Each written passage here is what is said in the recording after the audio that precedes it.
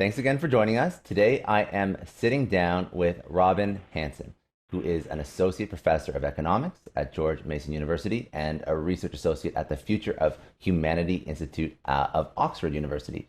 He has a doctorate in social science, master's degree in physics and philosophy, and 9 or probably more when I pulled this bio, a significant amount of years of experience as a research programmer in artificial intelligence and Bayesian statistics with over 3,100 citations and 60 academic publications. He's recognized not only for his contributions to economics, especially pioneering the theory and use of prediction markets, but also for the wide range of fields in which he's been published. He's the author of The Age of M, Work, Love, and Life, When Robots Rule the Earth, as well as several other pieces, but most importantly, the piece that he released December 2017, The Elephant in the Brain, Hidden Motives in Everyday Life. Thank you so much for joining me. You have an incredible resume. You speak on so many topics. When you asked me what to talk about, I didn't know because you've done a lot over your career. So I really, really appreciate it. Thanks so much. I'm looking forward to a conversation. No, likewise. So let's tee up for listeners who don't know your works, don't know your origin story. Walk through your life a little bit. How did you get to where you're at right now? Well, I've always had intellectual ambitions from like high school or college on, but I wasn't very good at focusing. And so I would study a topic for a while and then decide I had seen sort of the key powerful topics in it and look at another topic lustfully from a distance and say, look at all the interesting things over there.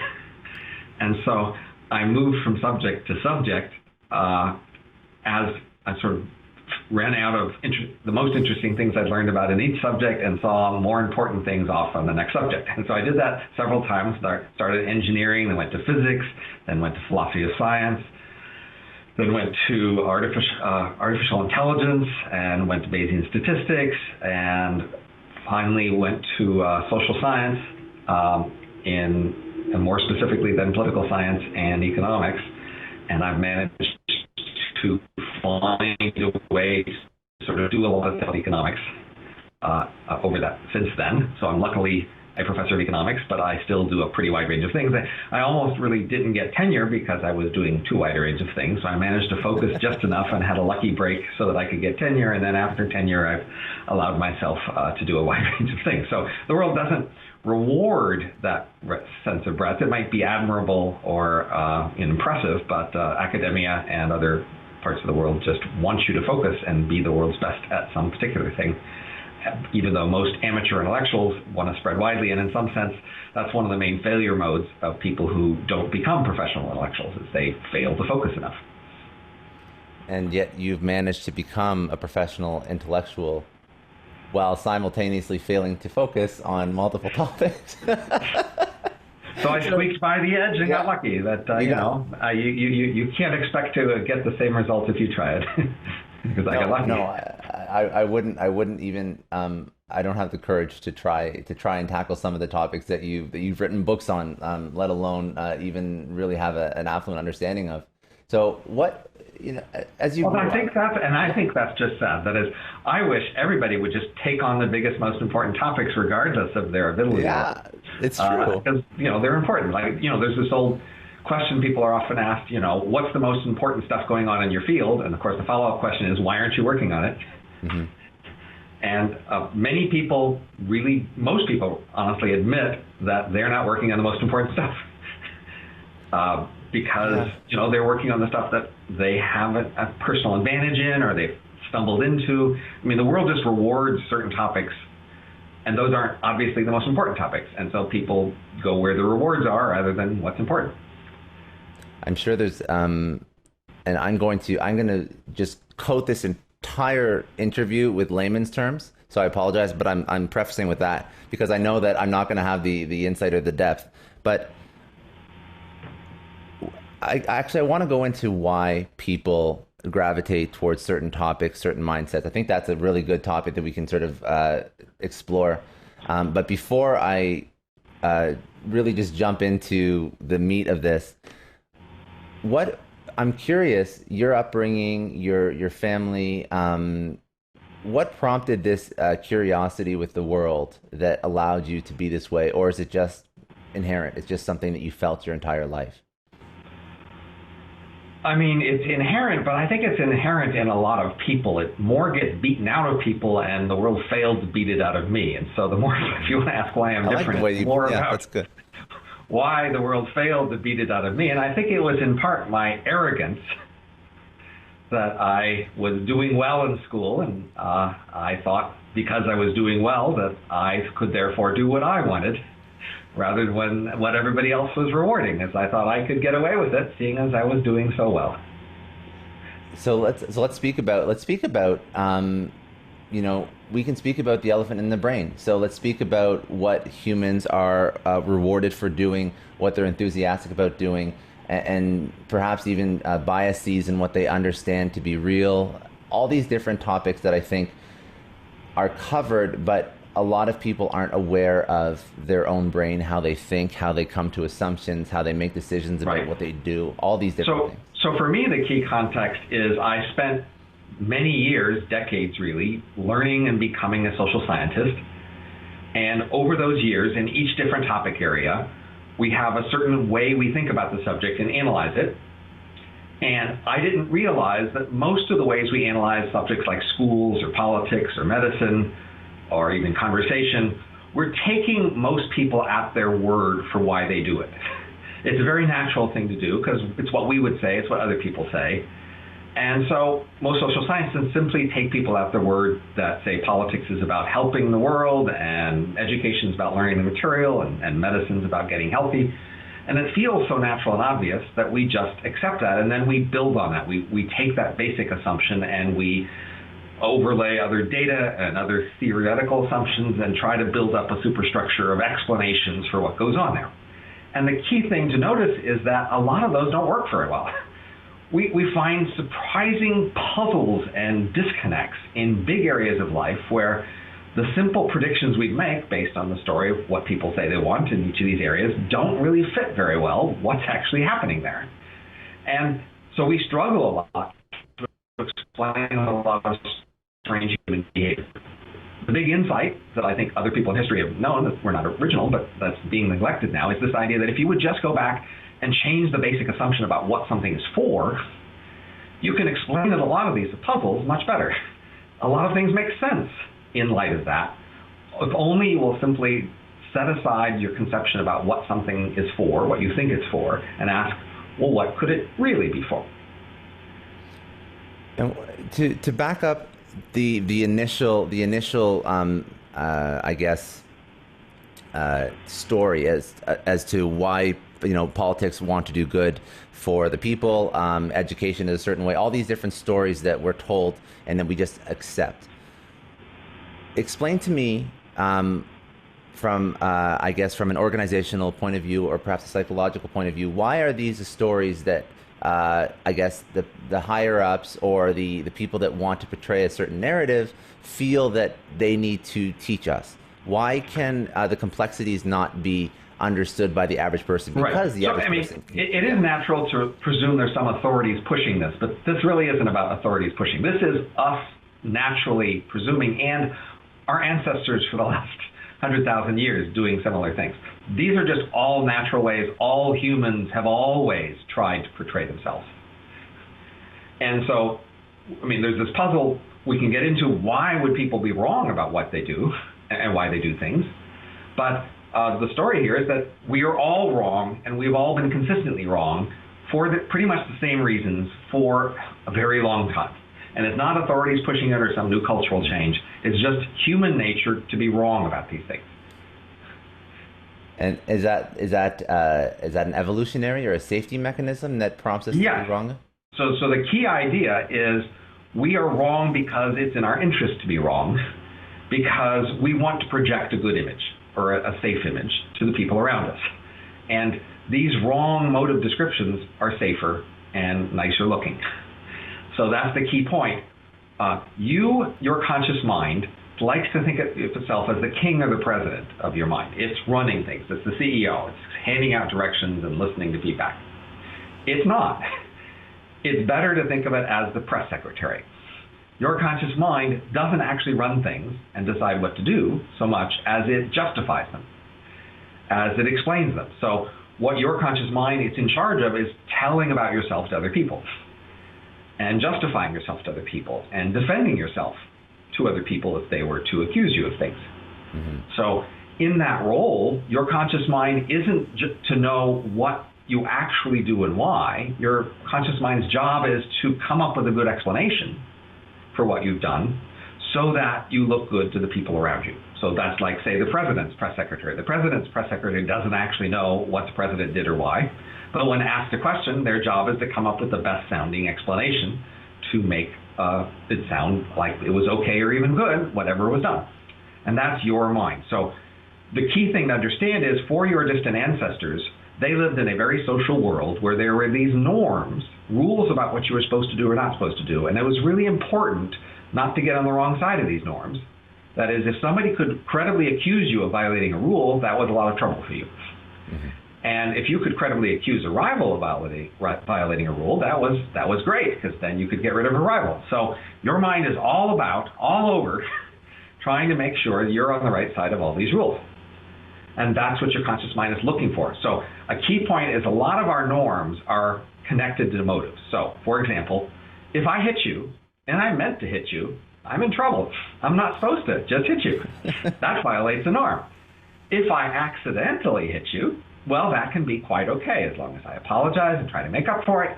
I haven't violated a norm for accidentally hitting you, unless I sort of was extremely negligent in what I went about to hit you, right?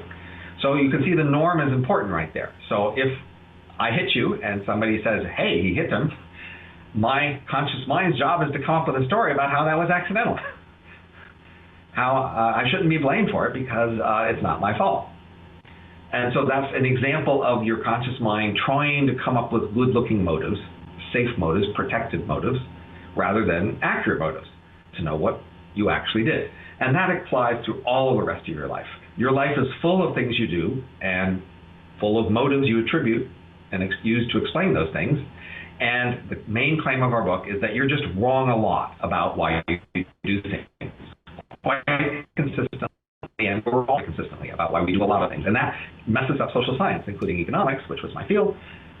We are just confused about how to explain social behavior and how to do good policy if we don't know the basic reasons why people are doing things.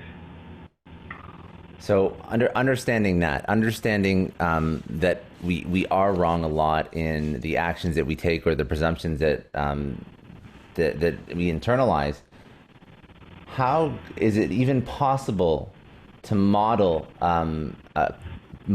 different outputs or different ideas if the test group is flawed? How do we ever predict anything? How do we ever improve anything? Well, so you're designed not to see your real motives.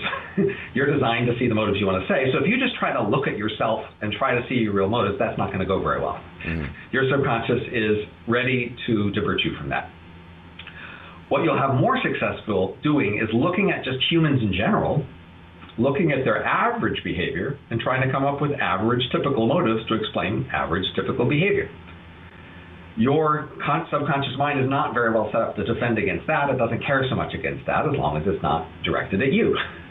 Mm-hmm. So what we do in our book is to go through 10 different areas of life, and in each area we say, what's the usual stated motive?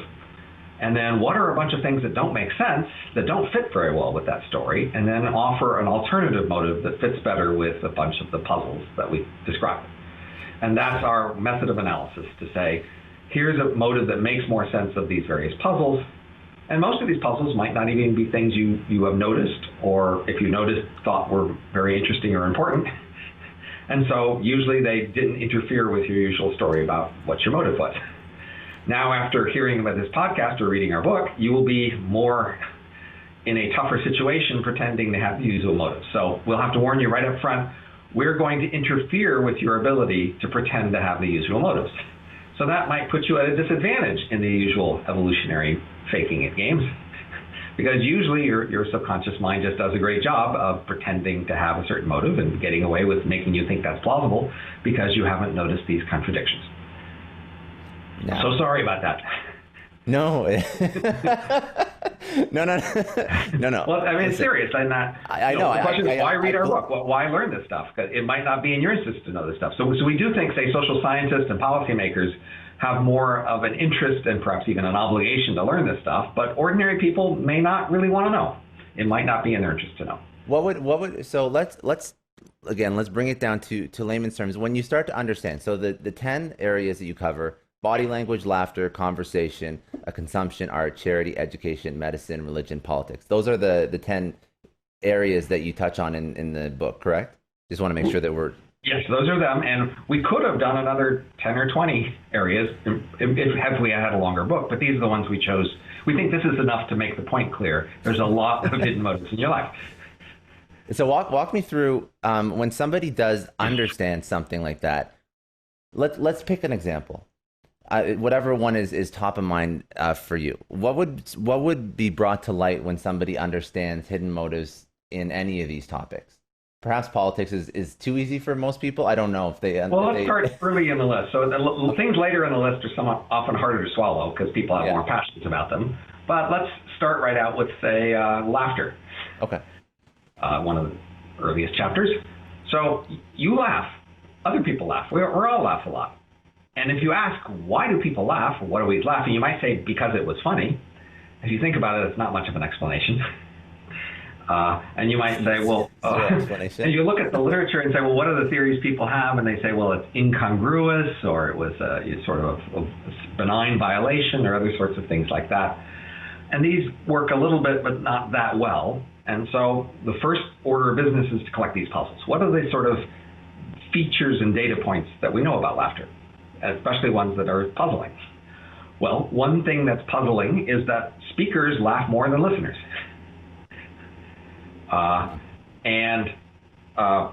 People laugh a lot more when it's social than when it's asocial, enormous range of times more.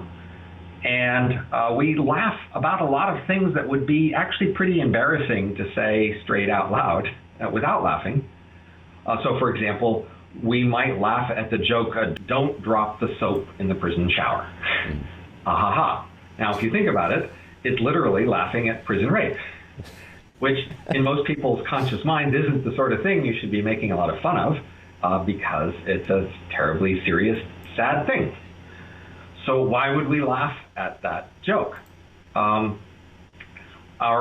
standard theory that we're just taking from literature is that laughter is a play signal.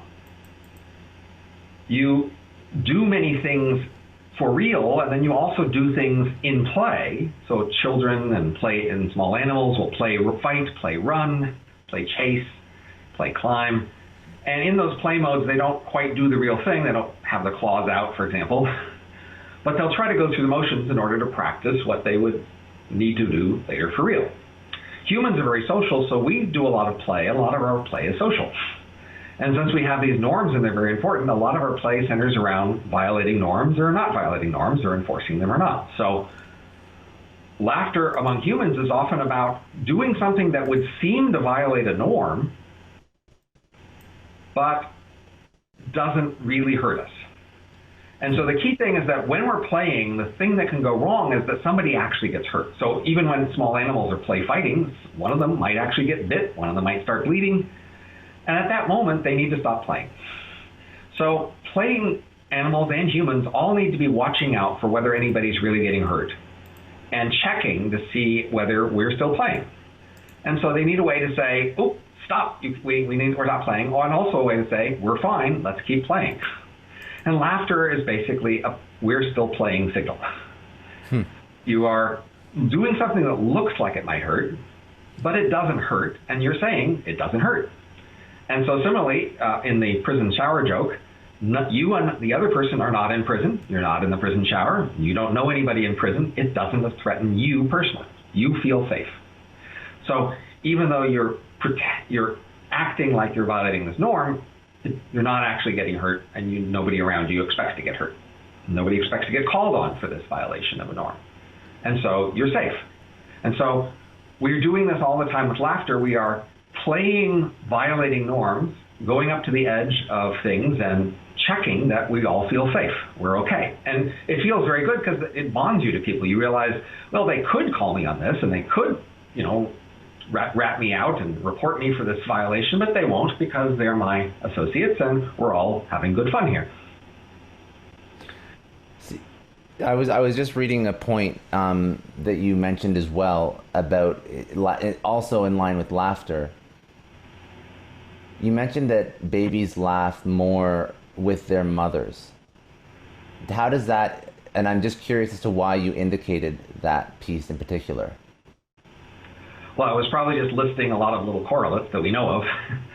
But okay, I mean, but the key point there is, it's a signal of feeling comfortable, and so you do it with people you are comfortable with. And so, for example, people often say, I fell in love with him or her because we laughed, or he or she made me laugh, right? Well, what is that saying? It's saying you fall in love with somebody who you are comfortable with, right? Yeah. Who you can violate norms, who you can break rules or pretend to break rules, and they will be okay with that, and they will protect you, and they will not, you can do play fighting with them, and they won't really hurt you. Now, when you engage with that and you start to laugh, does it mean that you're coming from a place of feeling uncomfortable, and then the laugh brings you together, or allows you to feel psychologically safe? Well, it has to be a plausible violation that might hurt you, right? It's not. It has to have a bit of a tooth. So you can see this from stand-up comics or something.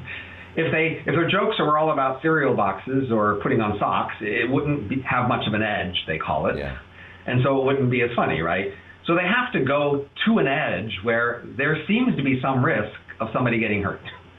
Yeah. Otherwise, it's not edgy, and then it's not funny.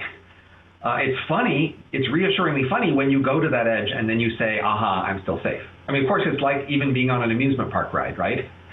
You go on a roller coaster or something else like that. What's the fun? It's because it feels dangerous, but you're not hurt. If you actually got hurt on the roller coaster, well, that wouldn't be fun. It's not funny anymore. No. Not fun, right? No. But if you just sat on a park bench, that's not fun either.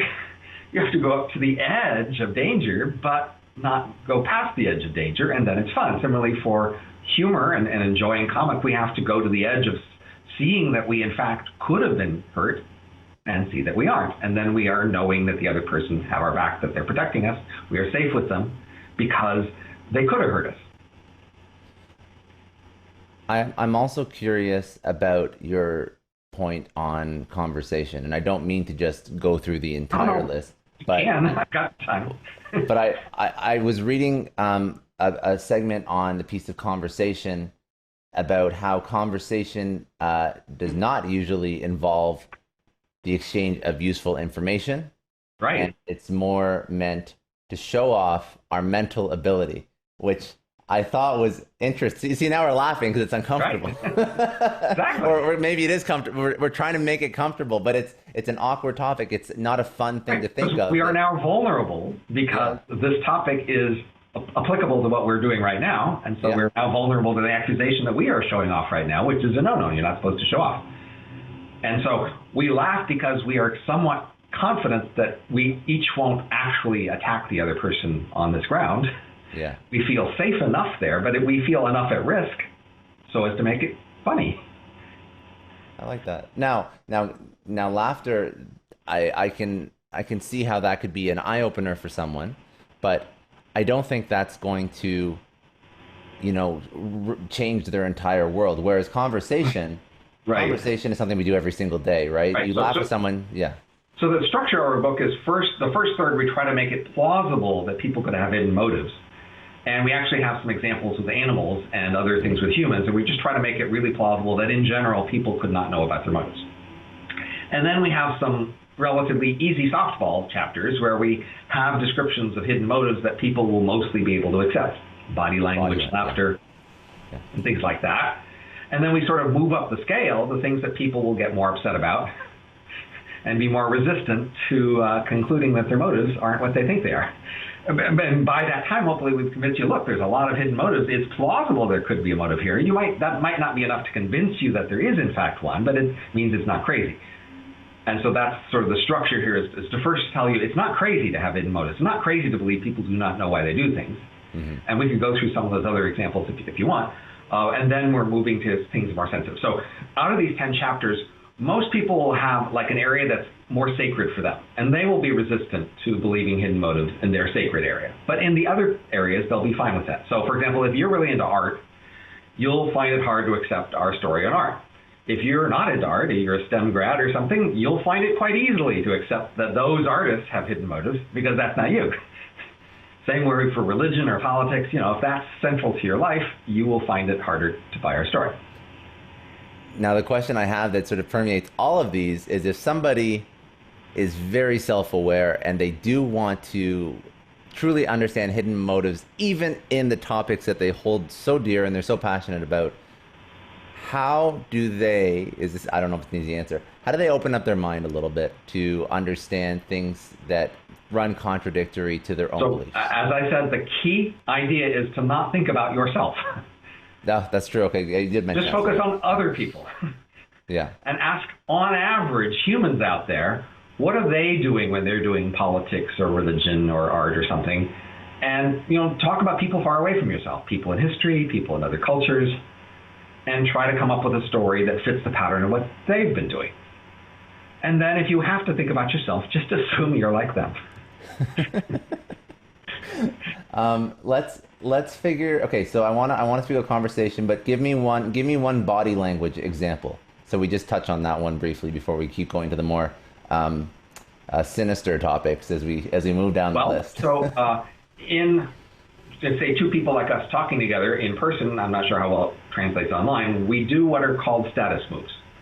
We synchronize our eyes and our gait and who talks and who interrupts in ways where we basically agree on our relative status, and it's usually not equal.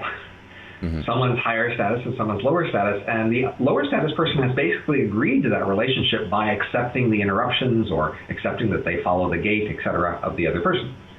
And that makes sense, except it's not at all something people are aware of, and they usually deny it if you point it out. That is, most people when they're talking to, say, a close friend or associate, they will say they are equals, and that there is no one higher status, and therefore they couldn't be doing these status moves whereby they're accepting one person as higher status than the other. But in fact, they are. Is there a way to take that position? Take it that you are equal? Well, No. Sorry, no. Is there any benefit rather to having a higher status position? And if there is, how would you assume? Well, of course. Social status is very important to humans, and in general, people would like to be higher status. But people also like to agree on the relative status. And if you are, in fact, lower status than someone who is higher status than you, it's often valuable to you to create a positive relationship with them whereby their higher status reflects well on you because a higher status person deigns to interact with you and seems to respect you. So, unless you want to fight them for higher status. So sometimes when people are interacting in conversation, it looks visibly awkward because they have not agreed on a relative status. And they are fighting over that higher status. And that happens sometimes, but somewhat rarer. But that shows you that what happens when you are not agreeing on relative status. It's not smooth. It's not natural. Very interesting. Very interesting. The only reason I brought it up is because I've interviewed a few other sales individuals that walk through the psychology of selling, and the status and the framing of status is important in that aspect as well, and that's sort of a business context. But I just thought it was. Oh, sure. I'm sure it is. Status is just important in lots of contexts. But you have to be careful. Some people have this idea that because status is important and being higher status is on general good, that you should just always act high status. And that's just not true. You want to find a way that you can agree on some relative status, and that may well have you be lower status, but that could still be better than fighting over the status. Because we often want to have productive relationships with people who are higher status with us. It might be, for example, in sales, that you want the person you're selling to feel like they are higher status than you. That might be the way to sell. Or it might be that you want to be higher status. It could depend on the product or service you're selling. And you should understand that and know that. And it might just depend on the individual, not so much the product. If you're selling to a high status individual, it might be important that you acknowledge their status in part of your relationship. If you are fighting for status over them, they say, well, why should I buy a product from you or listen to you if you're going to be fighting unreasonably for status? I mean, clearly you're lower status than me. Why not just acknowledge it and we'll continue on with the discussion? Now so I appreciate that. So let's move to conversation. So all right. we're chatting. Apparently we're not exchanging much useful information. I would argue, because I think you are exchanging a lot, but well, it's less about useful, it's more about the word useful and less about the word information. So, okay. I mean, clearly when people are talking, it's information, right? I mean, they could just babble and it would be different, right? The distinguishing feature of conversation is it's not babble. The particular symbols have a particular sequence and they correspond to some meaning. So there is information there. The question is, what's it of and what's it for? So if you ask, now, sometimes people are talking for very concrete, useful purposes. You call up and order a pizza, you knock on a door and ask if they've seen your cat. I mean, it's pretty clear that in those contexts, there is concrete, useful information being exchanged. But we also have this common mode, and in fact, most of our words are probably in this alternative mode of just talking, conversation. And the question is, what are we doing there? Because if you look at ordinary conversation, you'll notice a number of striking features. One is we talk about pretty trivial things. We don't talk about our most important topics. Mm-hmm. We are more eager to talk than we are to listen, which goes against this idea that we're sort of trading information, because if we were trading information, I'd want to be quiet a lot and get a lot of information from you rather than giving away a lot. And we don't seem to keep track of debts. Like, I've told you 3 useful things, it's your turn to tell me some useful things. And we have this strange norm of not even sticking to conversation topics very long. We're supposed to bounce around from topic to topic and not really be able to predict where the conversation goes. Somebody who's too directly trying to control the conversation topic, well, that's just a bore. So what explains these strange features of conversation? Again, they're not very consistent with the simple theory that... You have to cut that out. No, my phone going off. Listen, I've had kids jump in. I've had dogs jump in. Like, listen, a phone is not the end of the world. This is the new world. This is what we live in right now. All right. So, as I was saying, where was I? About exchanging. Right. So, yeah. The simple theory of conversation is that it's about exchanging information. That would be the theory we would most often offer if we say, why are you talking to someone? And it's a plausible theory. I know things you don't, you know things I don't, and we can trade and we can both end up knowing more. But it just doesn't fit the details of conversation very well. And the alternative theory we offer, which again isn't that original, is that we're showing off in conversation. So the idea is I have a backpack of tools and resources, and so do you. And we're both going to play this game where the conversation goes to random places, and wherever it goes, each of our job is to pick out something from our backpack that's relevant. And the more I can pass that test of having interesting, relevant, useful things to say about whatever topic shows up, the more I must have a pretty good backpack. And if you were to be my associate, then you would have access to that. Anytime you wanted to know something about something, you turn to me and ask, and I could pull something out of the backpack and help you out. And the idea is we are playing this conversation game where we're just supposed to show off our tools and resources on whatever comes up. And so we're not supposed to talk about the most important things to us, and we're not even supposed to be able to predict where the conversation goes. We're just supposed to be able to show off whatever comes up. Now, do you feel when that, because that resonates with me immensely, because when I'm doing these, in particular these podcasts, and I'm speaking to all these different experts in their own fields, all that's running through my mind is, what the hell am I going to say that is even remotely intelligent when they stop going off about, whatever their specific industry is or niche or whatnot that they've been doing for the past 30, 40 years. And that's my job. So I'm always thinking, like, what do I take out of my backpack? But is that something that you feel is even necessary to add to a conversation, or do you feel it's mostly just in your own head? Well, we are mostly, when we are listening, thinking about what we're going to say next. Yeah. Because we are more focused on our talking than on other people, listening to other people. And that suggests it's more about us showing off than about getting information from other people. But of course, the people around us, if it's a conversation beyond two, they want to see us show off too. They want to see all the people showing off. And so if somebody just sits there and never says anything, that's a bit awkward because we can't judge them and we don't know, how good they are and whether they deserve to be in the conversation. So everybody should be sticking in sometimes, even if they don't have much useful to say, because it's not about useful things to say. It's about coming to this judgment about our relative abilities. And hopefully, after we agree on relative abilities, we'll agree enough that we like to be with each other. I mean, that's sort of the key meta message. When I'm talking to you, the meta message is you are worth talking to.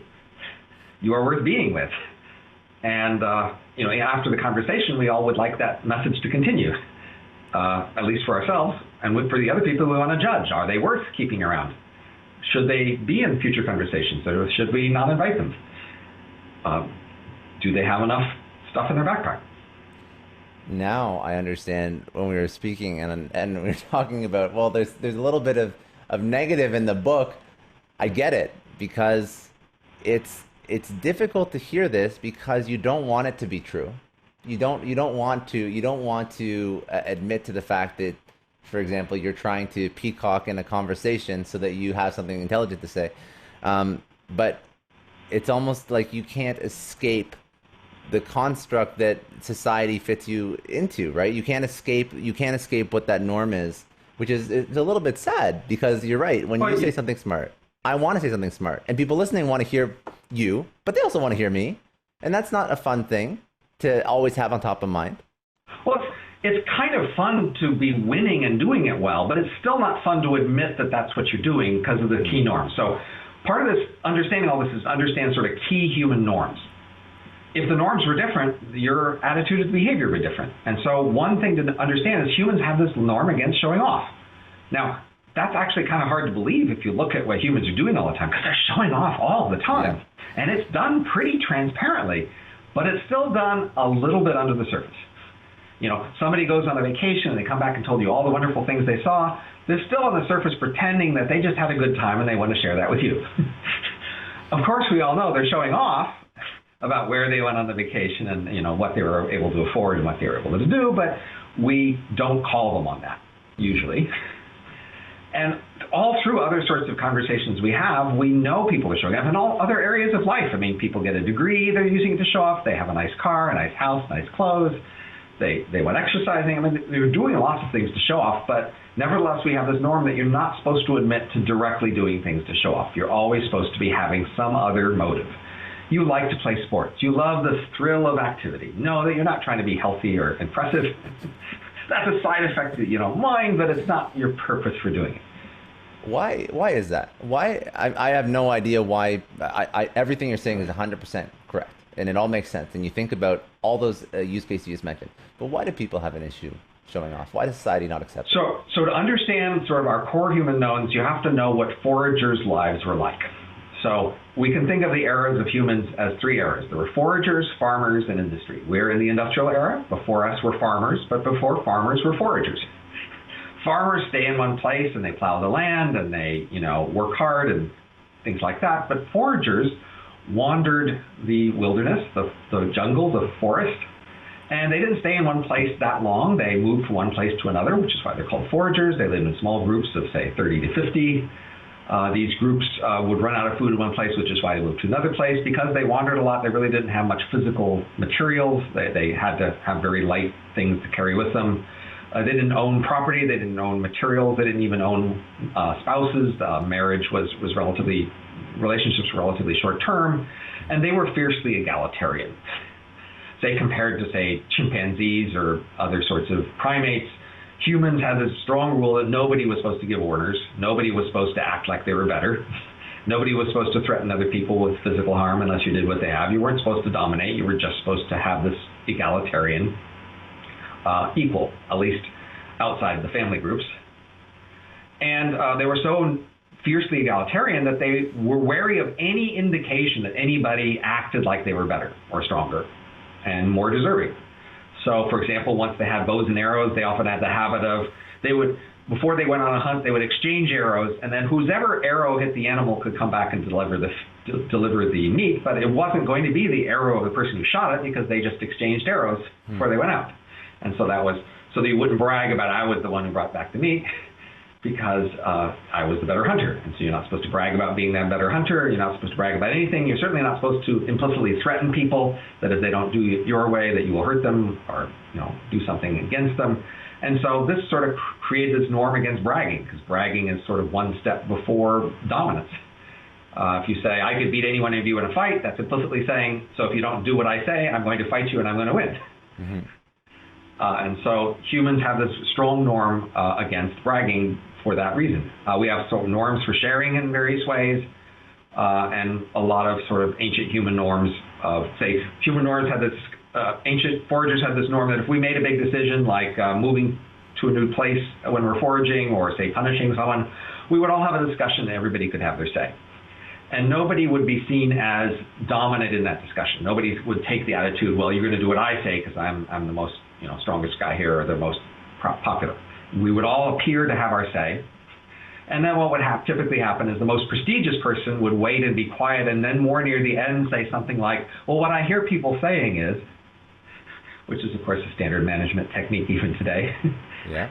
And other people would then accept their summary because they were, in fact, stronger. So, of course, another thing about humans is they are not equal, but they are not equal in prestige, and it's okay to treat someone as higher prestige, but not as higher dominance. So we see how we treat people as prestige, even how we do I. So if someone who's dominant, you're supposed to look away, but if someone who's prestigious, you can look at them. And so it's okay to be admired, and people want to be like you, and people want to see what you're doing so they can copy you. It's just not okay to be threatening implicitly with force. And so these are some of the common human norms. And so understanding these common human norms helps you understand why people are hiding their motives so that they can seem to be following these norms. They seem to be egalitarian. They seem to be not bragging. They seem to be sharing, seem to be listening to other people.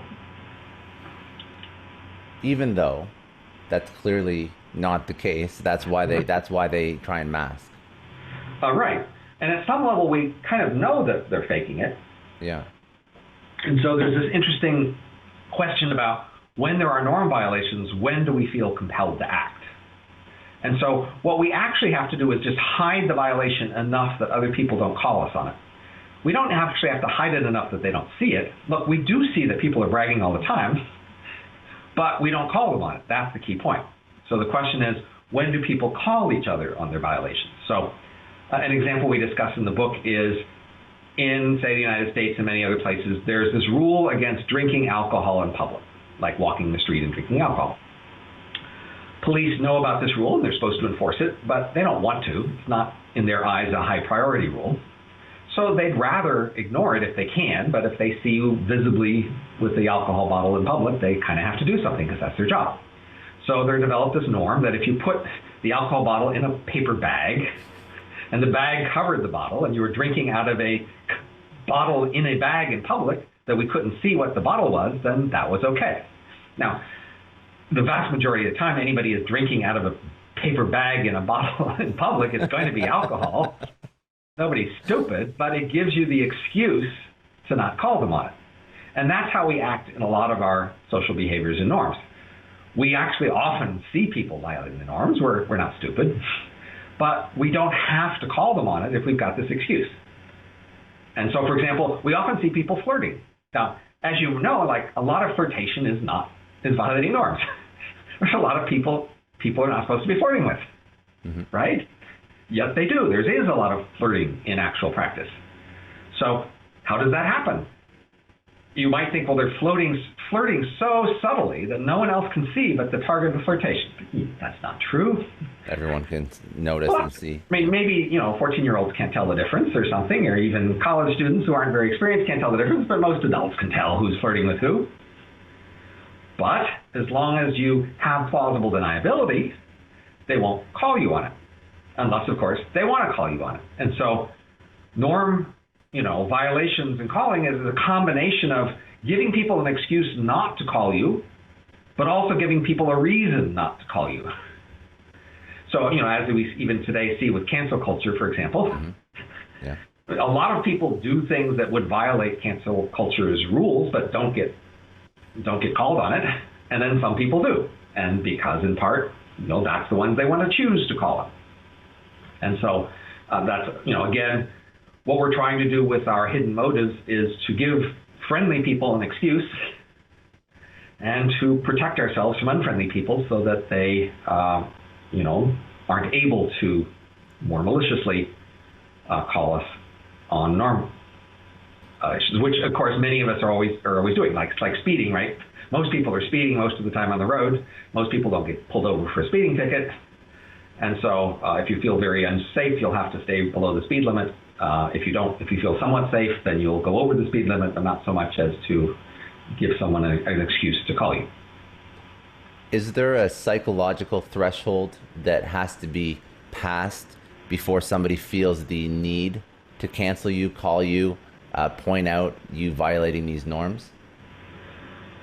Well, I mean, they will, more fundamentally, they need to have a coalition who will support them.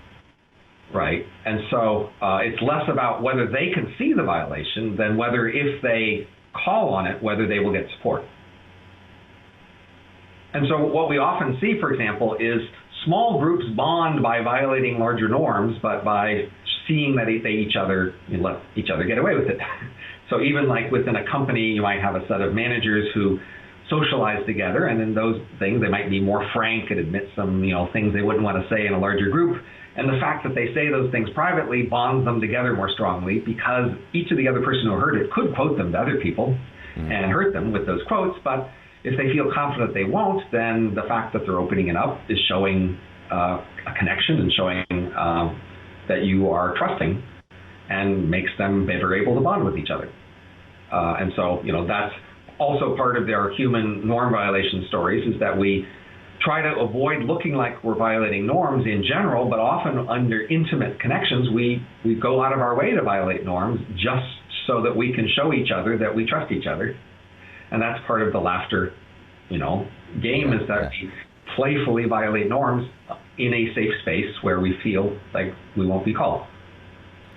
And this is all, is this what's signaling, I'm sorry, I'm thinking ahead of myself. I was thinking of violating norms to garner acceptance.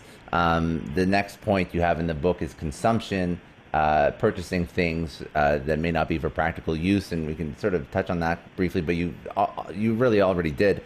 But is this all, is this what signaling is? The term? So signaling is just a fancy, heavy word for showing off. Yeah. Okay. And so the question is, what are you showing off? Now, showing off only works when you show something that indicates something else. Mm-hmm. Like you win the foot race, and that shows that you are strong and healthy. Or you use big words, and that shows that you know a lot of big words. Right? And so we are showing off a lot. And we don't like to admit that. And so when we're attributing motives to ourselves, we rarely use the showing off motive as the motive we attribute to ourselves. But it does influence a lot of what we do. But there are many kinds of things we do want to show off, so it's worth noticing how many things there are. So you might want to show off how smart you are, how rich you are, how healthy you are, how popular you are, how many people know you, how well good connections you have. But you also want to show off loyalty. You want to show that you are loyal to other people and they are loyal to you. And even though you might think showing loyalty is a more admirable thing than showing off smarts or wealth, people are more reluctant to admit that they are doing things to show loyalty. In part because often they're showing submission through loyalty rather than dominance. They are showing that they are loyal to someone else. And of course, showing loyalty often shows differential loyalty. You show more loyalty to one person relative to another.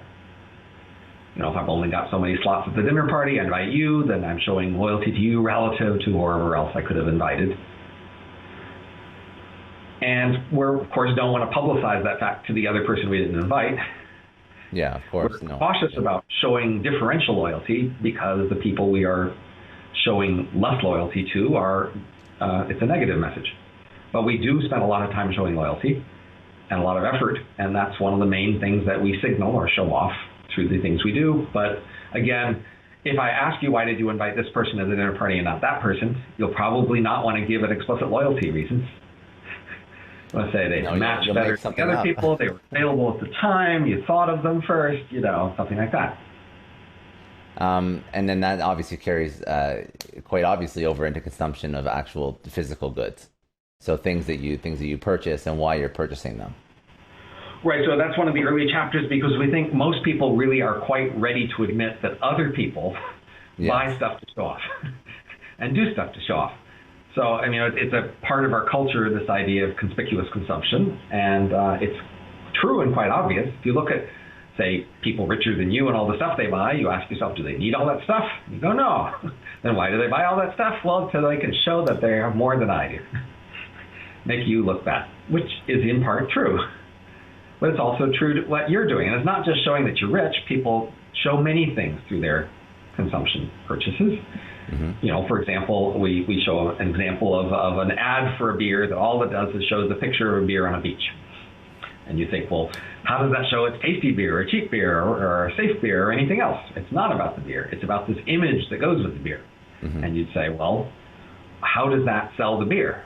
Well, it's, you know, this indirect process where once we associate the beer with the beach, now other people who want to show that they are beach people can just wave the beer. And so advertising and these products and services expand the language of things you can say about yourself. If, you know, how otherwise would you say I'm a beach person? You could wear sandals and swim trunks.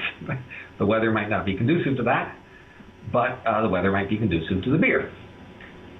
And you know, so you can buy a Prius to show you're environmental, and you know, there's just so many other options here. And this helps you understand why there's a lot of ads for things you can't afford that are shown to you.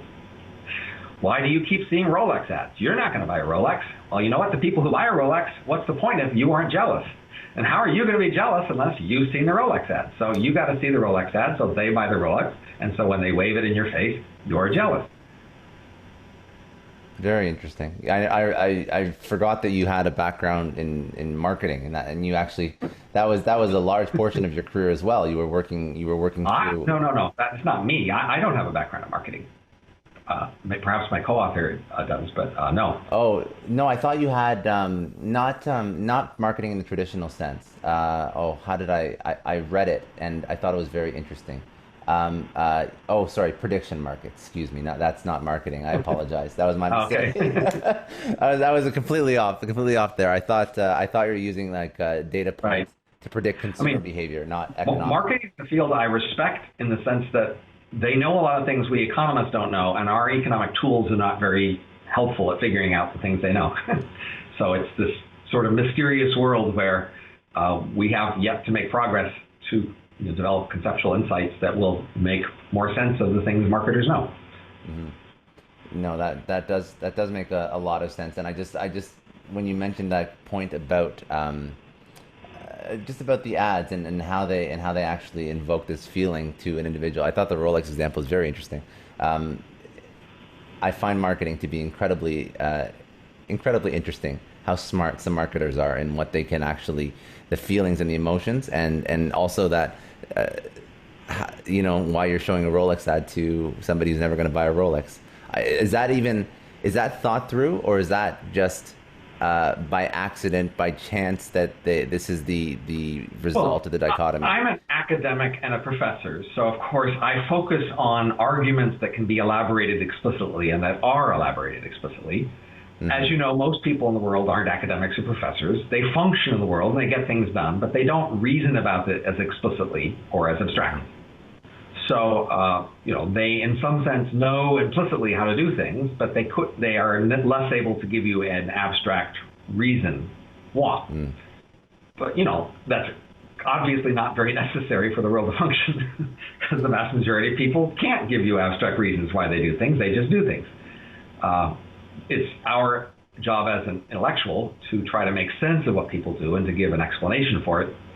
And of course, even to explain how it is that they can do things, even though they can't explain them. So those are, I guess that sort of tees up the four introductory chapters, because after body language, laughter, conversation, and consumption, then you go into some very specific, like art, education, charity, medicine. I would love to. Which one is your particular favorite that triggers the most amount of people? Medicine tends to trigger the most amount of people in our society. So in the United States, in our era, we are especially respectful and even worshipful of medicine. It's one of the sacred things the U.S. tells itself that it gave the world. So the United States thinks it's a great place, and part of why the United States says it's a great place to itself is that we gave the world some really big things that are really valuable that nobody else gave them before we gave it to them. And one of those things is medicine. I mean, other things are, of course, we got rid of communism and Nazism, and we gave the world civil rights, and we have the world's best schools or things like that. But it's medicine that's one of the most distinctive things we say we gave the world. And so, in part because the United States is far beyond the average of the world in terms of how much respect we give medicine and how much resources we devote to it. So our book is talking about trying to explain the average worldwide and in history attitude toward medicine, not so much trying to explain why the U.S. is exceptional or different. And again, our book is first about just average, typical human behavior. But in the United States today, because we give so much extra respect and attention to medicine, then it is more sensitive to people. It's sacred to many people. Mm-hmm. Many people say, my grandpa would have died if not for medicine, or my father would have died if not for medicine. And so, medicine is just terribly valuable and terribly important. Well, so they're going to have trouble hearing our message about medicine. So let's say it, though. Let's do it. The usual story about medicine is pretty simple, pretty well known. You can get sick. It can hurt. It can kill you. There are these experts called doctors, and they can help. They're expensive, and they're kind of hard to judge their quality. And so you need insurance to pay for it, and maybe regulation to judge who's good. But and you need to do what they say, even if it doesn't make sense, because that's the key to this powerful medicine thing. And, it's a powerful thing that science gives you, which is why science is great, and the United States gave the world, which is why the United States is great, and, things like that. That's the story of medicine. Then, of course, the next step is going to be the puzzles, the things that don't fit with this simple standard story about medicine. And the biggest in-your-face thing right from the beginning is that we see almost no correlation between health and medicine, which has got to sound like a crazy-sounding claim. So what that means is when some people and places get more medicine, those people and places are not healthier. Now you might think, well, of course, I won't go to the doctor unless I'm sick, so you're going to see a negative correlation between health and medicine, and that the people who go to the doctor, they're going to be sicker than average, right? Does that explain it? Well, no. Because we're looking at, say, taking a whole population of people who are all well and then saying, making some of them have more medicine and then tracking them over time to see whether over time they get sick and whether they get well and whether they're on average healthier. And that's where we don't see the correlation. We don't see this correlation not just in geographic regions like counties or hospital areas in the United States or even nations across the world. We don't see it in randomized experiments. We've had a few of those, not so many, where we take some people and we just give them more medicine by, say, giving them a lower price for medicine. Say free. So if you take some people and you say, you guys get free medicine, ta-da, here you go. Then those people, in response, choose more medicine. They say, okay, I've got to set up an appointment and I'll be there on Tuesday, and they go get more medicine. And we track them over time, and they're not healthier. And that's got to be a real puzzler if you believe the simple standard story that the reason we get medicine is to be healthy. Can I ask what the definition of healthy and what the definition of medicine is? Like, are we speaking like when you say healthy, it would make sense to me that somebody who is clinically obese is not going to get healthier if they get more Benadryl or like I want to understand right. what that definition is. So the simplest way to define medicine is medical spending. Okay. I mean, obviously, medicine is thousands of little different things. We need a way to count among all those little different things. We could do it by mass of medicine. That doesn't sound very good. We could do it by hours that you spend with them. That might be better. Mm-hmm. But maybe the better economic measure would be spending. How much are you spending on medicine? And the usual measure of health is living or dying. Now, people are also, even when they're alive, can be more or less healthy. And we measure that as well. But honestly, most variation in health is living or dying. So living or dying is a nice first cut. Although in some of the experiments, they weren't big enough to really see much variation living or dying. And so then we have to use measures of functioning. Basically, we say, what can you do in your world life that you want to do? versus health being in your way. And so some standard measures of that. And so, for health, it's either are you dead or it's can you function. So it's a good litmus test for health. Right. And for amount, it's mostly spending, although it can also be hours or number of doctor visits. That can also study it based on that. But the consistent result of however you do that is basically not much correlation. That's not the only puzzle. So another key principle here is people are often tempted to take one puzzle and then come up with an ad hoc explanation for it, and then go to the next puzzle and come up with a separate new ad hoc explanation for that. That's not a very disciplined approach. So our key discipline is to collect a bunch of puzzles all at once and then look for explanations to explain them all together, or as many of them as possible together. That's our main discipline. If we didn't have that discipline, we really just couldn't be making much progress here to explain these things, because everything you can explain with an ad hoc explanation. You can probably explain it with half a dozen ad hoc explanations. But can you find an explanation that explains several puzzles at once? So that's why you want to collect multiple puzzles before you try to explain it. So what else do we find puzzling about medicine? Well, we see that people are surprisingly uninterested in information about the quality of medicine.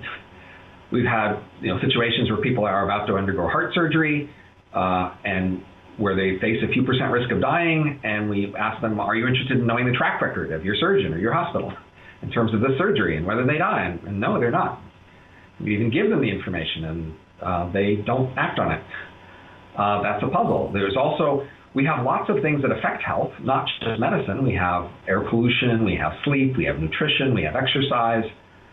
And we find that people are vastly more interested in medicine and in these other influences on health. I've taught health economics many times in the past, and health economic courses are usually overwhelmingly on medicine, even though we can see a lot of other things that correlate with health much more strongly and clearly than does medicine.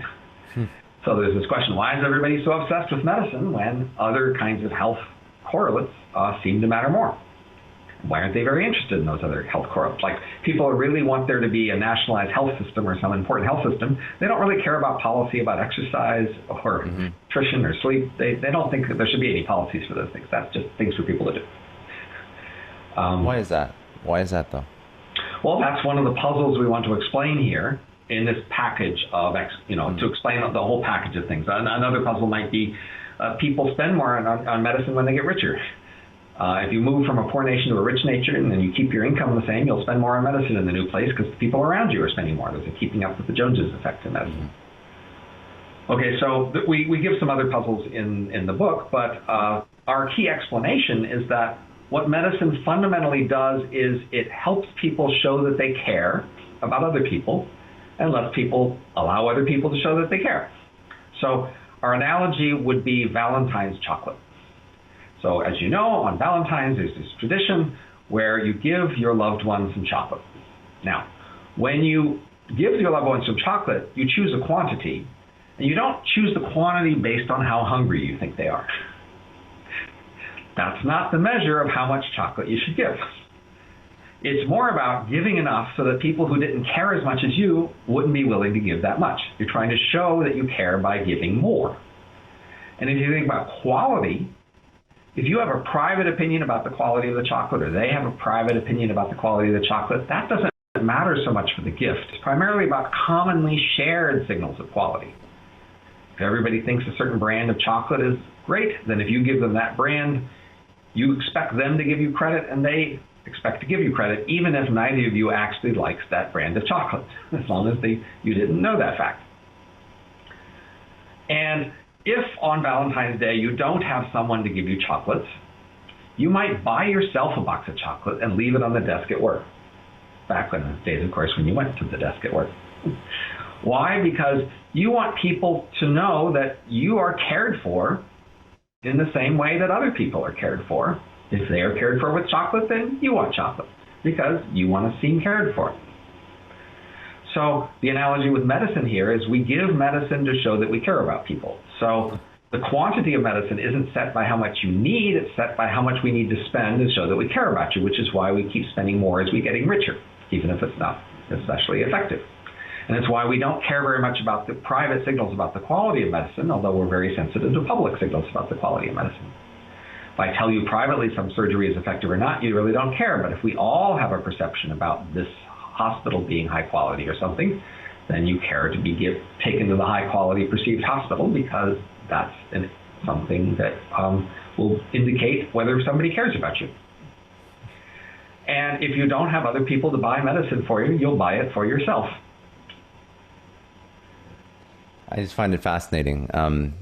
Apologies, I'm just laughing as you go through this, because everything you're saying is not illogical, and is nothing that, as you lay it out and you explain it, is counter to what we could assume to be true, right? It's not so far-fetched. These aren't technical points or obscure details or something. These are pretty basic features of your world. But I could see why people could be triggered. Because they are saying things about your motives that you don't necessarily want to admit to. You don't want to admit that you're primarily focused on showing that you care about people or having them show they care about you. And that makes it awkward. Mm-hmm. Although you might think that researchers would be excited by this. So, our book isn't necessarily something ordinary people should read if, in fact, it'll make them harder to have the usual delusions that are in their benefit. But you might think that economists, social scientists, policymakers, they should be interested in the topics, because it's less about them personally and more about the worlds that they're trying to study and help.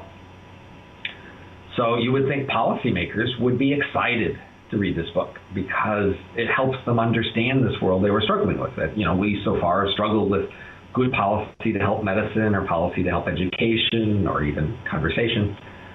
But once you have these insights, you think, well, now I will be in a better position to make better policy. But we have not really seen much in the way of policymakers excited about these insights. We mostly see ordinary people saying, yeah, that's true, that makes sense. It satisfies my curiosity about how the world works. But much less we've seen social scientists want to build on it. So, for example, we have these 10 chapters. As I said, you could do 10 or 20 more chapters. Mm-hmm. What I hoped for somewhat is people saying, okay, I'll do another chapter. I will take this basic idea and I will apply it to one more area of life and see where we can go with it. We have seen almost none of that. Is that because the policymakers, social scientists, economists, they still have to sell the idea to the public and to themselves? Policy? Yeah, and to themselves. So we have this. So our topic when we discussed conversation, we talked about ordinary person-to-person conversation, but actually what we have described also applies to media conversation and academic conversation, and even policy conversation. All these conversations pretend to be about sharing information, but they're really more about showing off your mental toolkit. So in academia, for example, people will write a paper and talk about how it's policy relevant, as if some policymaker was supposed to read it and do something with it. But in fact, it's mainly to show off their ability to do difficult things. It's pulling something out of the backpack. Mm-hmm. And so academics don't really much care about whether their paper will be applied in any way, and they don't really try very hard to make it useful. They're just trying to show off their mental backpack of tools and positions. And again, because there's fashions and topics, they want to stay with the current topic. And that's also true in the policy world. There's a rule of thumb in the policy world. There's no point in issuing a white paper on a topic that hasn't been in the news in the last 2 weeks. Just no point. Nobody will care. You have an idea about how some policy should be different, but if the news media is not talking about it, no other policy people are not interested either. Mm-hmm. Why? Because they only want to talk about what's in the news lately. Because they want to follow its usual conversation rule of talking about whatever the current topic of conversation is. And so if topics that our next chapter in the book you could do isn't one of the current topics of news media conversation, well then, it won't be of interest. Similarly, if in the current topic, the motive you would come up to explain is not a motive people want to hear about, that will not be a welcome contribution to the current media conversation on the topic. I want to do, thank you for that. I want to do one more on politics. I just want to understand what a political decision is and what it isn't, and why we come to those decisions. And I think it's relevant given the fact of well, everything that's going on. This is something that if you are involved in politics or political activism, you will find it harder to accept about yourself, although you might find it very easy to accept about your political rivals. Mm. And so focus for the moment about your political rivals and what explains their behavior. And I have the slogan, politics is not about policy. So if you ask people, why are you involved in politics? What's the point? The usual answer will be, well, I am a do-right, a Dudley do-right, if you will. I am trying to push political opinion in a direction so that political action will be pushed in a direction. We will elect different people who will adopt different policies, which will then have different effects on the world. That's the usual story. And that roughly explains from a distance why people would be talking about politics and why they might march or write articles about it and why they might vote for some people, and why those people might take political positions. And so again, as in all these other areas, it's not crazy on the surface. You have to dig a bit beneath the surface to see the puzzles that don't fit very well with this simple story. Oh, well, what are some of the puzzles then? We are not very attentive to information about politics. We're actually quite gullible relative to other areas of life about our political opinions. We're very emotional about our political opinions. We care about politicians having positions that agree with ours, even when those politicians can't do anything about that topic. So we care about what the president thinks about education, even if the president doesn't do much about education. We like the people around us to share our political views, even if it doesn't really affect what happens at the national level. We choose to vote or not, but that isn't very sensitive to how pivotal the election is and how likely it is to turn on our vote.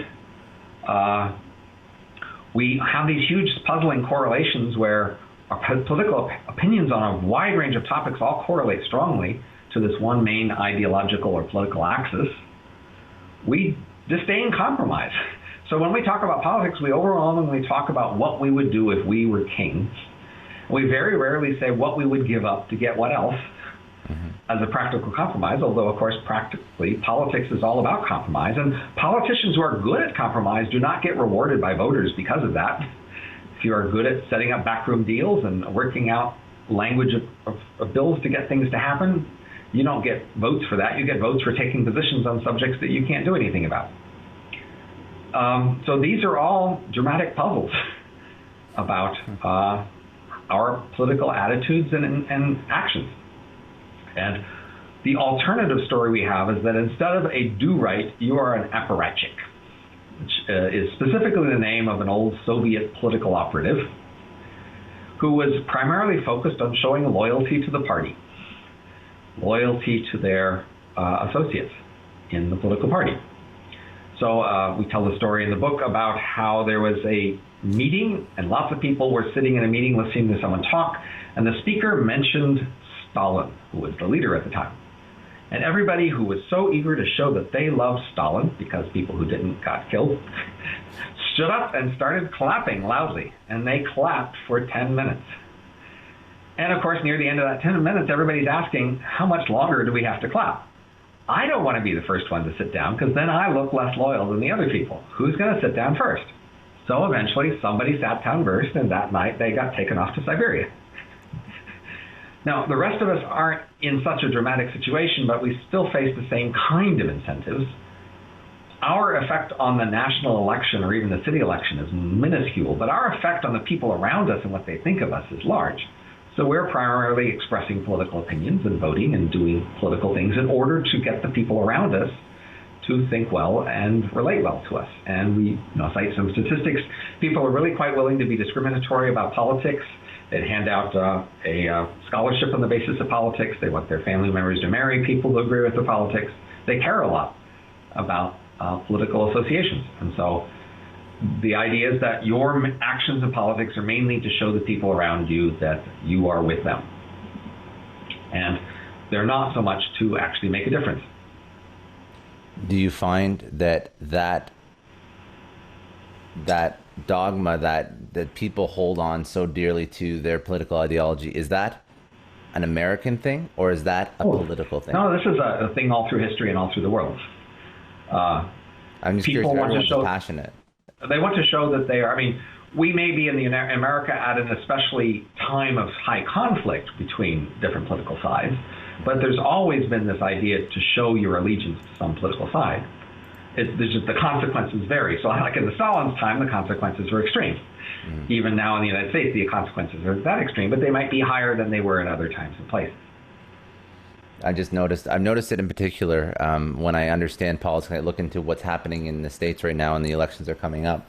And I was just curious because I see people that pick almost seemingly non-political topics based on their party affiliation. For example, wearing a mask Sure. seems to be a political topic now, which I don't really understand how that turned political, but it is. So that's this one-dimensional thing. So it's worth talking about that. So politics is a high-dimensional space, right? There's this whole space of all these different policies. But there's a tendency to form an alignment along one axis and then to focus on the projection of other things along that axis. Because we're all looking at what you're doing and saying, whose side are you on? And as soon as we see a correlation where more people on this side wear a mask than on that side wear the mask, now wearing a mask becomes a sign of being on that side, and now people who do want to seem on that side are more pushed to do that thing. So you have this feedback mechanism whereby things just get politicized because the eager thing is to show what side you're on, and the incidental thing is whether you wear a mask or all the other things. But of course, you don't say that. You don't say, well, the reason I'm wearing a mask is I want to show my political loyalty. You say, I'm wearing a mask because it's safe. How dare you, ignorant, immoral person, not wear a mask?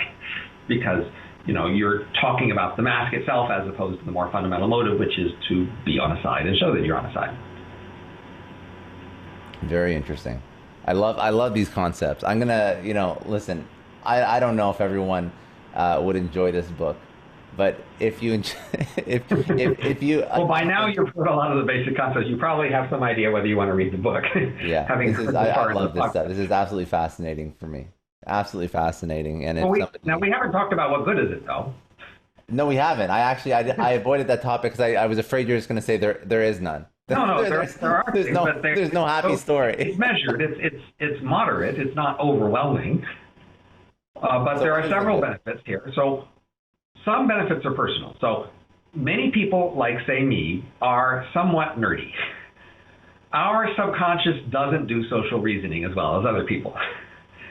So when my subconscious tells me what to do, it's not as accurate at guessing what other people want me to do and what would go well fearfully. So for many people, they just act in the social world and it goes very smoothly because their intuition just tells them the right things to do and they do it.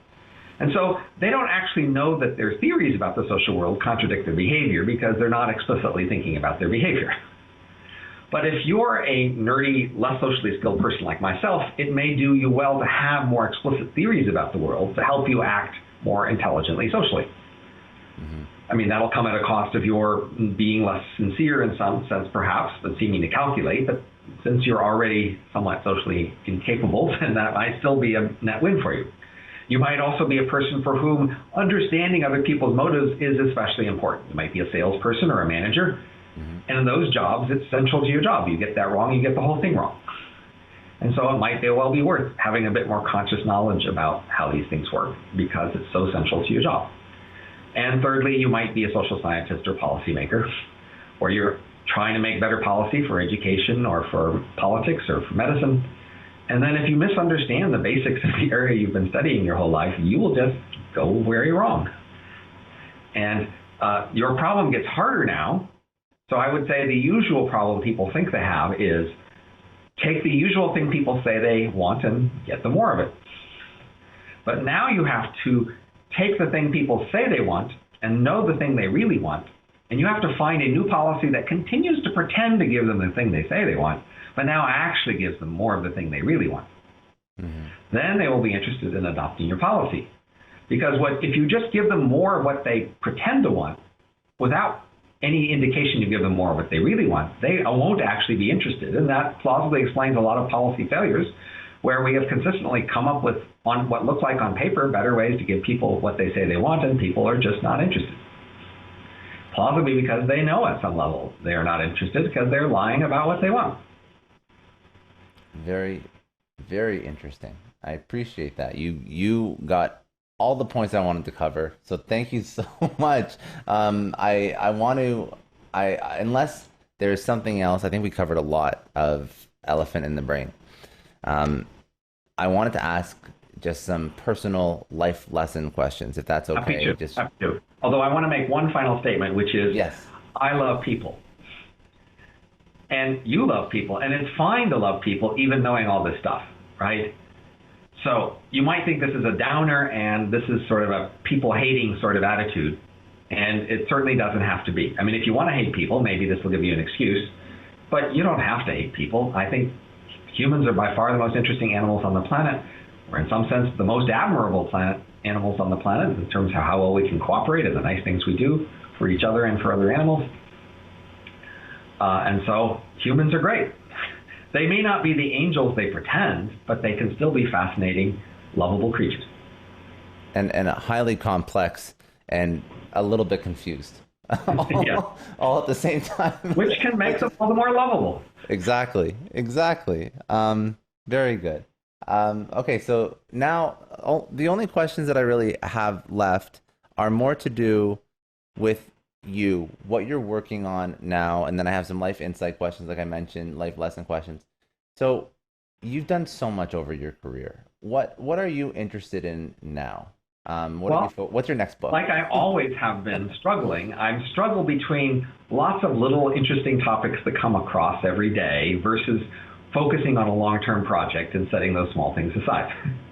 That's been my conflict all my whole life. So my plan for my next book is about paying for results, how we can reform a lot of different areas of life by creating institutions where you basically measure what you want and you pay for it. And we could reform medicine and law and a lot of other areas of life, and politics in particular, through paying for results. It's a simple concept, but it just hasn't been pursued as far as you can go with it. And I wanted to show how far you can go with the idea. It's not something that I expect people to immediately adopt. I'm sort of a setup for the long run. I'm often like trying to create books that will sit on the shelf in the long run, and later on someone will pull it off and maybe do something with it.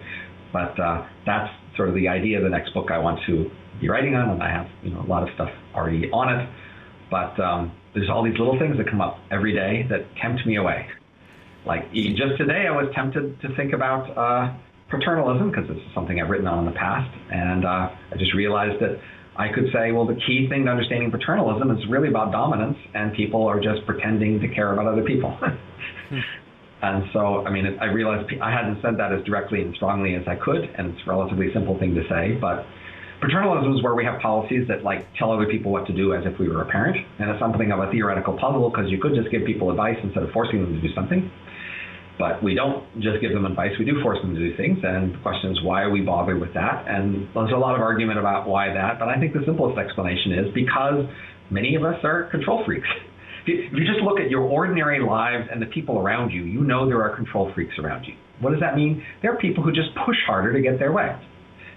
Not just to make sure they can run their life their own way, but to do shared things their way. They make us all, your group go to their restaurant or to have the vacation at their favorite time, and they push even farther to get you to do things their way. They may criticize your order, what foods you eat, or whether you exercise enough and things like that. Why do they do that? Well, in part, because it feels good and they win. They dominate. Humans have this tendency to sort of struggle for dominance, and one signal of dominance is people do things your way. And I think that's just such a familiar feature about personal interactions that I think we should, when we look at the larger political sphere, we should just say, well, that's the same thing going on there. Why even presume it's something different? People say it's different, but I did this poll yesterday, I guess that finished yesterday, basically saying, in your world, the people who are control freaks, do they correlate with do-gooders? And the answer was yes, 3-1 margin. People who are do-gooders also tend to be control freaks. Why? Because in some sense, they were trying to rationalize their pushing. They're trying to make you and everyone do things their way, but they're saying they're doing it all for your own good.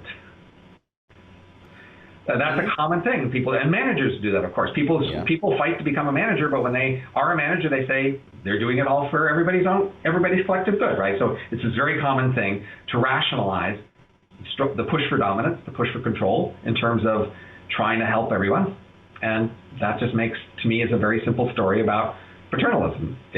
It should be the default story. It doesn't mean that it's never useful, because, of course, it's good to have leaders, right? Just because people try to become leaders out of selfish reasons and they gain selfish benefits doesn't mean we don't need leaders. But it does mean we should have just a default suspicion that we need a higher standard than them claiming that they are useful for us to accept it, right? So we should have some, say, default presumption against paternalism and then allow, in particular cases, that to be overturned. Just like among our friends, we have a default that other people can't just tell you what to do, even if they're pushy and more dominant. It's your life and you should be able to do what you want. And they'd have to overcome that presumption to push you out of it. Anyway, that's something on my mind in the last day. You were asking about something. I am. No, I'm curious. And to follow up with that, it's a very interesting topic. And again, the book will obviously be another really, really interesting read. But when you put so much effort into thinking on a topic and putting together a work and speaking on it for a period of time, why do you not double down and not want to further gain acceptance of a particular topic, or further teach it, or see something through to fruition a little bit more than switching to something completely different? I feel like you're doing a disservice to your knowledge, to be quite honest. It's a very basic, deep question. So first I'll say, ordinary people's basic reaction to intellectualism is to be a dilettante, right? If you just take an ordinary person, you talk about interesting topics, they will jump from topic to topic. They won't focus their life on one topic, right? Mm-hmm. So it's just humanly natural to want to sort of have encompassing views on everything and to not spend too much time on any one topic. That's just human nature. Okay. And so you have to overcome that to make someone become a specialist. They have to see these strong career rewards to be a specialist and to be induced to become a specialist. And so you could say, I'm lazy and have allowed my ordinary human nature to influence my actions more than I should. I'm not self-controlled or disciplined enough. That would be one interpretation. Another interpretation might be to say that, well, maybe I've specialized in sort of the high-level thinking, and I'm not so good at all the details. So, there's room in the world for people who specialize at a more abstract level and a more making the connections level and sort of noticing the very basic points level, and less on the getting into the details. So, it's, in some sense, a lot of being an intellectual, just being a worker of any sort, is deciding what is my specialty, what will be the thing I put skills in and that I am good at relative to what other people are good at. So it could be just a very particular topic that as I learn everything there is to know about medicine, say, and then I am this expert who talks about medicine. And then I have this point about medicine, but then I know a lot about it. And now the question is, well, so say I have this basic point about medicine, which I've just outlined before. You might ask, well, if I learned a lot more about medicine, how much would that really help me make that general point? It might get me invited to conferences more or into journals more, but then I couldn't be making that general point. I'd have to be making all these other points. And so what a lot of people do is they invest in credibility in an area by doing a bunch of specific things, and then they have a point that isn't very connected to all the things they use to get credibility. That's just the thing that gives them a license to say something. And a lot of academia and intellectual world is that way. When people actually say the points that most matter, most of the rest of their intellectual world wasn't a preparation or support for that. It was just credibility. It just made you seem more authoritative, and so that we would listen to you on this thing you said. But actually, all the other work you do didn't actually make much difference on this point. And so if that's the situation, I might choose not to invest in all that credibility and more become a specialist in noticing these points. And so if you want to notice the high-level point, then you want to have an experience about seeing a lot of other high-level points that are somewhat similar at that level of abstraction. So I think that even though most people over their career, they start to slow down at a certain age, if your specialty is connecting things across a wide range, you have the scale economy that the more things you've seen, the more things you can connect. And so you will peak at a later age because you're still collecting. So analogies, right? So the more, for each of these things I tell you about, part of what makes me feel more comfortable saying is that I can see a lot of things like it in other areas. Mm-hmm. And so I'm focused more on rather than say go into medicine in great detail, go into other similar things and show by analogy. So for example, the chapter on education is cribbed from my colleague's book, The Case Against Education, Brian Kaplan. So he dived into education. Now the question is, people are skeptical about his claim about education, even though we're making the same claim in this book. And part of the reason they're skeptical is that just seems like a crazy claim. If all you ever studied was education, then it would seem crazy. It seems crazy to think education isn't about learning the material, because all your life, that's been the whole topic you've been talking about in education. I think you can only start to appreciate the hypothesis that education isn't about learning the material when you see the same pattern in a bunch of other areas.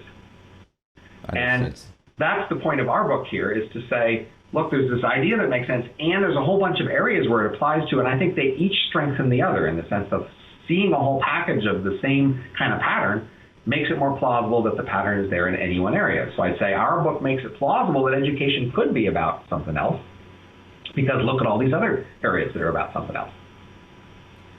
That makes a lot of sense. So there is a significant amount of understanding of the diminishing returns, especially in your own career as well, that you see when, or an academic sees when they take something on, and that's sort of what's fueled your career, and I appreciate that. Right. So I'm taking the stance of finding more discoveries, even if I can't support them with much authority or gravitas.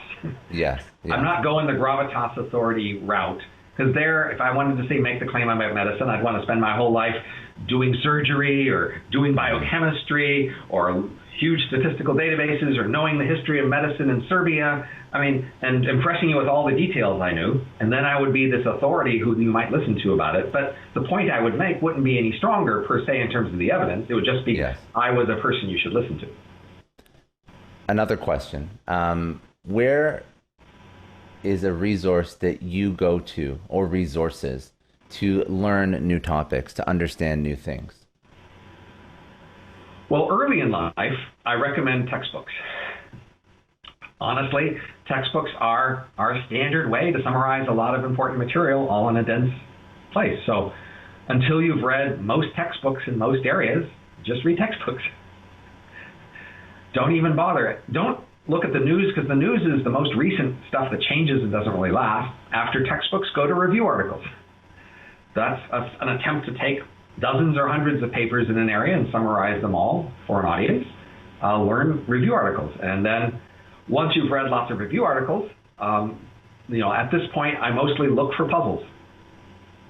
I just try to track different areas and look for things that are puzzling, that stand out as going, well, my usual theory didn't predict that, because that's my data. Puzzles are my data. I look at collections of puzzles and try to explain them together. And so whenever I notice a puzzle that I'm interested, so just this week I noticed a puzzle, I flagged it away, and apparently most animals, if you give them a choice between two kinds of food, one that's just sitting there and one they have to work at, they go after the one they have to work at. Except domestic cats, apparently. And of course, right? So that's a puzzle, right? And I just came across it this week, and that's gold. I don't know the explanation yet. I'm not trying to make the explanation yet. I'm going to put it in my pile of puzzles, and later on I'll see what other puzzles are nearby and see if I can find something to make sense of it. Do you delve into any non-academia works? Are there authors, books that you enjoy, or is that just pure pleasure reading? There's nothing there that can really provide. Well, like many people, I like movies. And of course, movies often depict a world, and I'm often asking myself, how believable is that world? Or if there's something believable about the world, do my theories predict it? And of course, this is what I can do in my personal life as well, but movies give you a sort of set of more dramatic examples. But just in general, I'm constantly asking about the world around me. Did my theory predict that? Do our best theories predict that, or is that a puzzle? And it turns out there's just a lot of puzzles you'll notice in your ordinary life if you bother to look. Just like we talked earlier about people being more eager to talk than to listen. I mean, most people know that, but do they know it's a puzzle? Do they realize that their simple theory of conversation doesn't predict that? That's the key, is to notice a pattern and then wonder whether your theory predicts it. Because often people just see things, they nod, and it's familiar, and then they have this theory about the world, and they don't connect their theory to the behavior they see around them. They just have a neat little theory they'll spit out for you, but it's not tested against the world. Very interesting. Very, very interesting. And now just, I guess, pulling out of your career and your success, it's a very light question, but I do ask it to everyone, so I apologize if it seems very light, but I always ask a simple lesson that you would tell your younger self based on your career. A simple lesson. I don't know if it's a lesson, but there's this simple advice, which is just lives are long.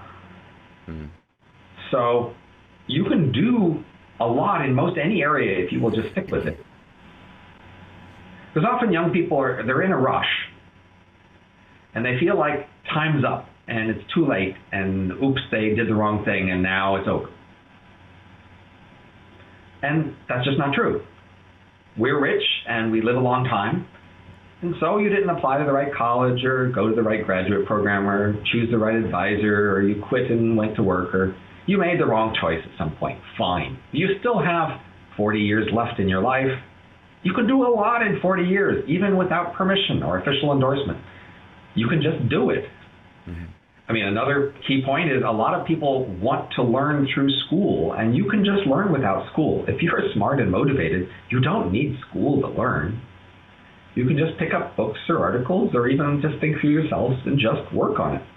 And so, in some sense, the main advice is if there's a topic and you want to, it's important to you and you want to go at it, just go at it.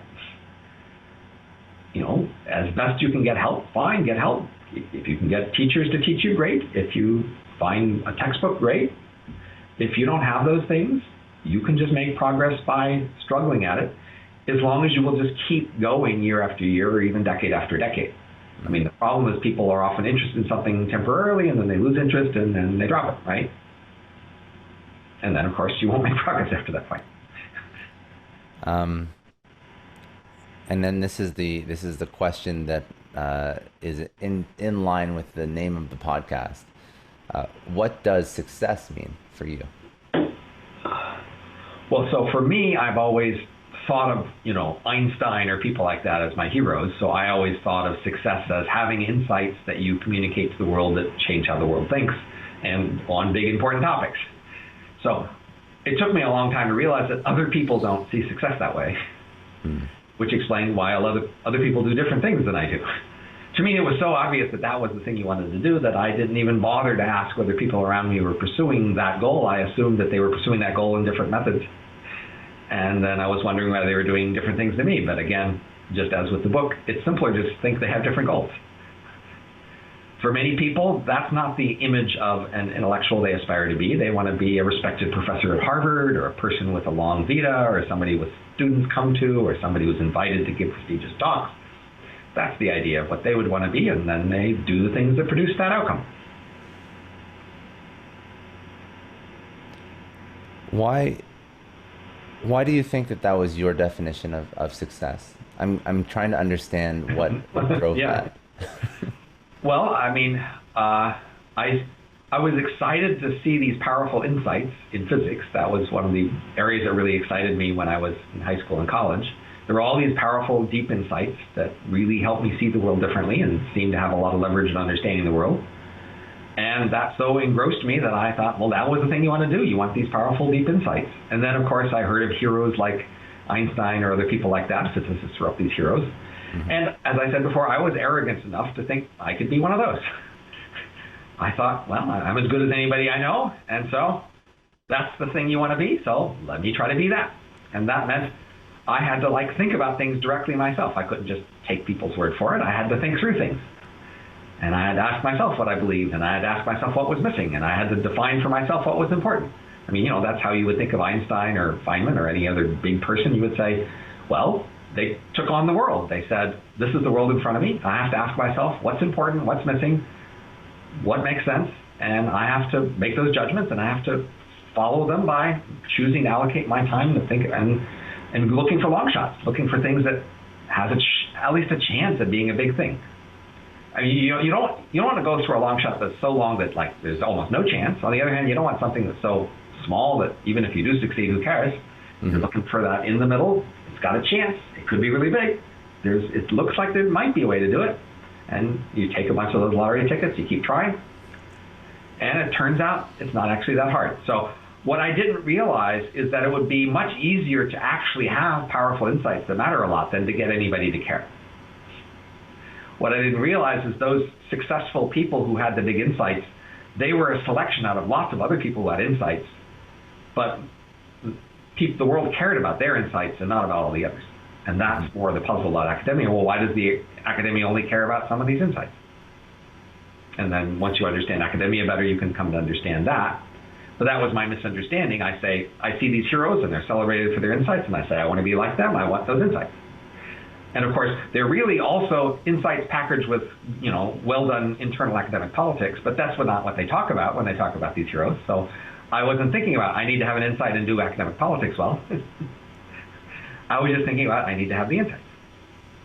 Very good. Very interesting. I love understanding how your mind works too. I think it's listen, outside of just the incredible career, even the way that you thought about your own career and success, I just find it's very interesting to unpack that, because I think that people all look at success and career and growth in different ways. So I appreciated the fact that you said life is long. I think it's incredible advice. And then use that long life to understand yourself, your drivers, and to pick something and stick with it. Yeah, and you can do it. Just figure out what that is and just go with it. And it's all right to make a mistake and misjudge and keep misjudging. You can go 20 years misjudging. You'll still have many decades after that. Yeah. But to finally pick something and stick with it. All right. The last thing I got to do is to get all of your socials and your website. But before I get that, is there anything else that you wanted just to closing thoughts on this? No, I've enjoyed our conversation. I'm happy to do it again sometime. No, likewise. Well, next book, considering it's going to be brand new, we'll go through all of that. I'll learn about a whole bunch more, and we'll do another one. Do you know when that's going to be out, your next book? No, I have to finish writing it first, so. So now you have some time, right? Because you have some extra at-home time, so now you should power through. All right. Okay, so where do people go to connect with you online? Well, my website is hanson.gmu.edu, and on Twitter, I'm at Robin Hanson, and I have a blog called overcomingbias.com. So, of course, if you just search my name, you'll find most of these things.